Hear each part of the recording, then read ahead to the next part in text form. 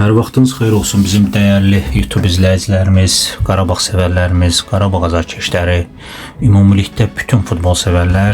Bu dəfəki videomuz Qarabağımızın transferləri haqqında olacaq.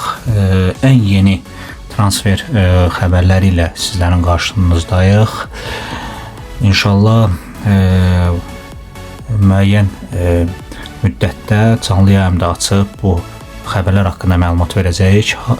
Hal-hazırki videomuzda əsas mövzumuz transferlər haqqında sizə məlumat çatdırmaqdır. Ən əsas bir transfer iddiası var. Dušan Tadić Qarabağ yolunda, idman ictimaiyyətində belə xəbərlər dolaşır.